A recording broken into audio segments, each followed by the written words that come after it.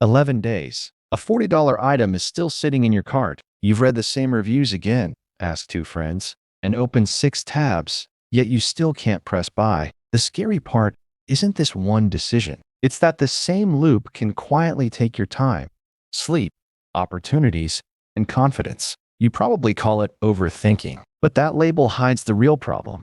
You aren't thinking too much. You're waiting to feel completely certain. That feeling may never come. Stay with me, because once you see the loop clearly, I'll give you a simple 15-minute shortcut that can start breaking it tonight.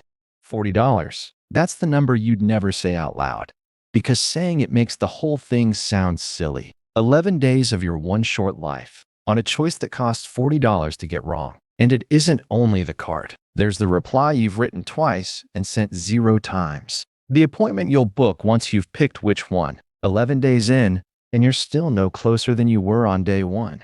So let's fix the word first, because overthinking is the wrong one, and the wrong word is why nothing has worked. The problem was never how much you think. There are people who think far more than you and still decide by lunch. The amount was never the thing. The direction is, a thought that goes somewhere is thinking.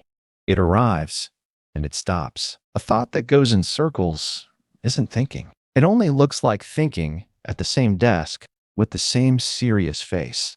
There's a name for the circling, and this part is the most solid thing I'll say today. Researchers who study this describe it as a response style, not a personality flaw. Just where your attention goes the moment something lands badly. Some people turn toward the bad feeling and orbit it. Some turn toward the next thing. Over a long enough stretch, the ones who orbit tend to stay low longer.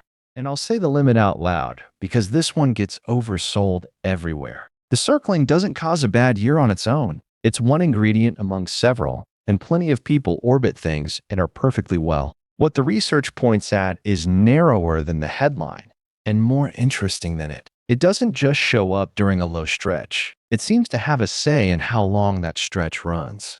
Now the expensive part, and this one is well tested. It feels productive. That's the whole con. Your mind keeps promising that one more pass will settle it, and that promise is exactly why you take the pass. But the promise has been checked, and it doesn't hold. Sits someone who already feels low down with their own thoughts. And the one thing they get measurably worse at is the thing they were promised, solving it. So it isn't work. It's the shape of work, which is why you can't reason your way out from the inside. The loop isn't lying to you about being useful. It believes it, and so do you, or you'd have stopped days ago. It feels exactly like being careful. Same posture, same frown, same sense of being responsible with your own money. The only difference is that careful ends. You've been careful about $40 since the 9th. Now for the surprising part. This has almost nothing to do with being a calm person. Some anxious people decide in 60 seconds, while some calm people stay stuck for a month. So the old belief, calm people don't overthink, is wrong. The real question is not how strongly you feel. It's what you're secretly waiting to feel before you act. And that wait is costing you more than the wrong decision probably would.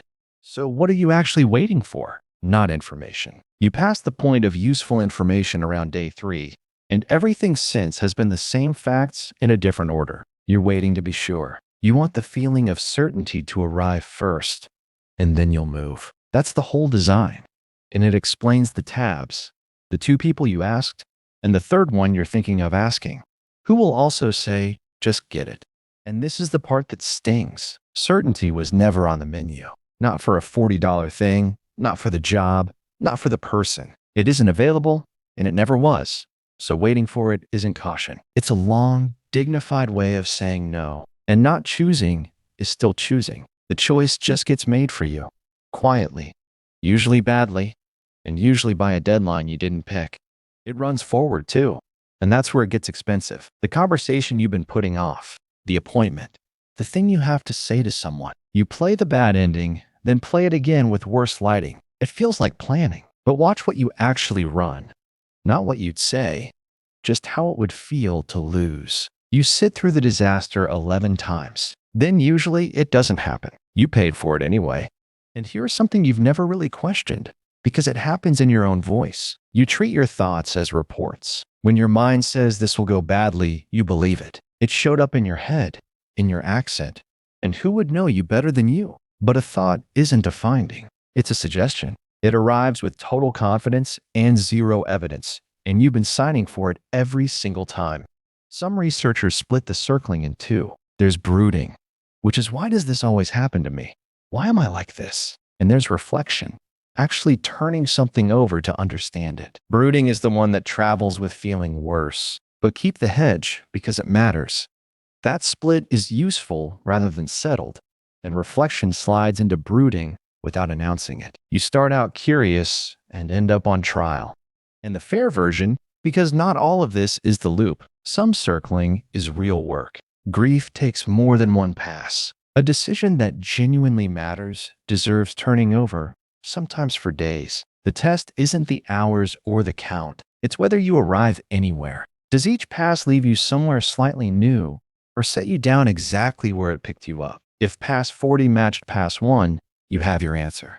And none of this means weak or self-obsessed or too much. Whatever the loop is saying about you at 4 in the afternoon, there's nothing here that adds up to a character defect. It's an unfinished thing being held open by a mind doing its job at the wrong speed, with none of the information it needs and nothing in the room telling it to stop. That isn't who you are. That's a stuck gear. You now know why the loop keeps winning, but knowing isn't enough. So here's the shortcut. 4 small actions, starting with one that takes only 15 minutes and costs nothing. The first sounds almost too simple to work, which is exactly why most people ignore it. Try it tonight before your mind steals another hour from the same unfinished decision. So, what actually helps? Start with the least impressive thing on the list. Give it an appointment. 15 minutes, same time every day, to circle on purpose. When it turns up outside that window, you tell it, not now, 6 o'clock. It sounds too small to matter. What it does is end the arguing. You're not refusing the thought, you're scheduling it, and a thought with a slot stops shouting for one all day. Second, change the shape of the question. There's evidence pointing this way. The why questions loop. As in, why am I like this? Why can't I just decide? The what now questions move. What exactly is the decision? What's the next actual step a person could take today? I'll be straight that this is a tendency, not a lever you pull, but it's the cheapest thing you have, and you can run it this afternoon for nothing. Third, get it out of your head and onto paper. A worry that only lives upstairs never has to take a shape. It stays enormous because it stays vague. Written down in plain words, it becomes a sentence with edges and a size, and sometimes an embarrassingly small one. That isn't a trick to make you feel better. That's just what happens when a thing is made to hold still. Fourth, practice being unsure on purpose in small ways. Order first at the table. Send the message without the fifth read. Buy the $40 thing. You're not building decisiveness, and you won't feel braver doing it. You're collecting the one kind of evidence the loop can't argue with, that you moved without being sure, and the afternoon carried on regardless. And notice the size of what you practice on. The loop doesn't scale with the stakes. It scales with how much you'd hate being wrong in front of someone, which is why a $40 cart can eat 11 days, and a genuinely big decision sometimes gets made in an afternoon on a Tuesday, because a deadline made it for you. The stakes were never the thing setting the timer.